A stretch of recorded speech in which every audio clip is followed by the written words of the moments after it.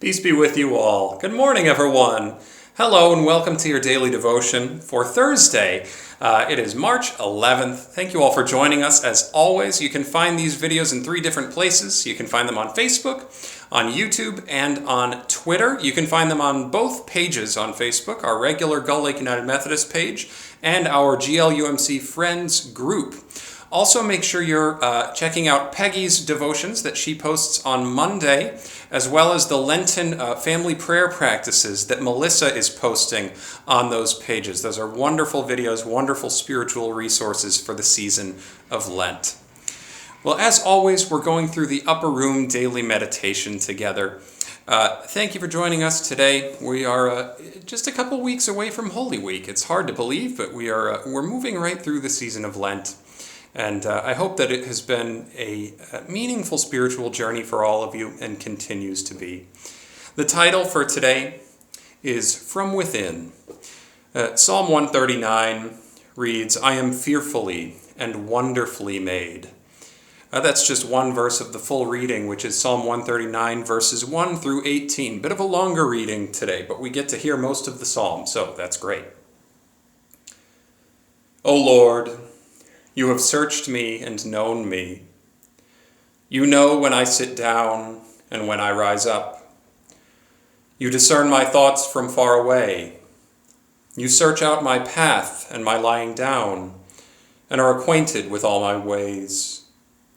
Even before a word is on my tongue, O Lord, you know it completely. You hem me in, behind and before, and lay your hand upon me. Such knowledge is too wonderful for me. It is so high that I cannot attain it. Where can I go from your spirit?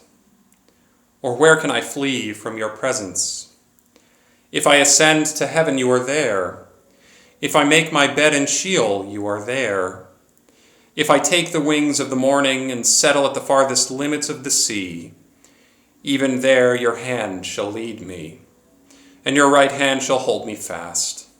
If I say, surely the darkness shall cover me, and the light around me become night, even the darkness is not dark to you.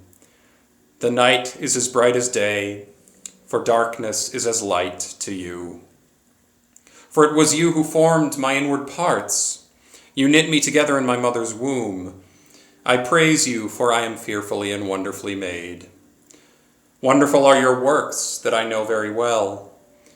My frame was not hidden from you when I was being made in secret, intricately woven in the depths of the earth. Your eyes beheld my unformed substance. In your book were written all the days that were formed for me, when none of them as yet existed. How weighty to me are your thoughts, O God! How vast is the sum of them! I try to count them. They are more than the sand. I come to the end, and I am still with you.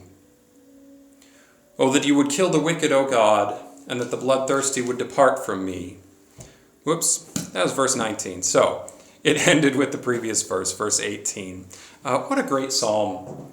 You know, I'm actually less familiar with the NRSV version, which I just read, than I think I am with the NIV version. I don't know if that's the case for you, what version you might be most familiar with of Psalm 139. But it's a wonderful psalm. Of course, the part we know best is the middle part there that they've quoted, and of course the bits about the grains of sand and the darkness as light. But today's meditation comes from Melody Baggich, who is writing from Oklahoma. Psalm 139 has always been my favorite part of the Bible. When I was a child, it taught me that I was special. I felt that I had a unique purpose in life, and that there was something only I could do. As I grew up, I didn't think as much about my unique purpose as other things took over. One day I was in the grocery store with a full cart, headed for the checkout line. Another woman with an equally full cart got there first. I was annoyed. Couldn't she see I was in a hurry? Then I heard a voice in my head. She is also fearfully and wonderfully made. Immediately I was humbled and realized that was true. Then I heard, pray for her. What? I was still struggling to let go of my irritation, but I said a simple prayer for her. I have no idea how the rest of her day went, but I noticed a change in myself. After I prayed, I was no longer angry. I felt genuine love for the woman. I realized that God wanted me to pray not just for her, but for myself as well. Prayer transforms us from within. What a wonderful world it would be if we all prayed for one another and allowed our praying to transform our thoughts and actions. Amen. Well, that meditation got very good at the end. It's the same as the invitation of just imagine what our world would look like if love was the way, right? If love was the way in our world, what would it look like if we all prayed for each other? Melody is absolutely right that prayer transforms us as much as it changes the thing we are praying about. And that's the reason that we center ourselves in prayer. There's probably a more profound example to use than fighting for a place in line at the grocery store, but certainly we can all relate to that. It's maybe not the first anecdote I would have chosen, but this, of course, is her personal experience.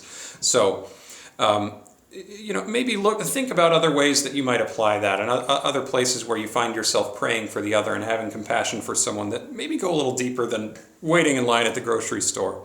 But Melody is still right about the nature of prayer and what it can do for us. So please join me for a moment of prayer. And it's a good prayer focus. It's for someone who annoys me, maybe even someone right here in the church, right? Let's all pray together. Heavenly God, help us to remember that each of us is made in your image. Remind us to treat others as your beloved children. Amen. Well, keep in mind today and every day that praying for others is good, not just for them, but for you. It's good for your soul. And do everything you can to always see Christ in the other. Take care, God bless, and we'll see you all tomorrow. Bye-bye.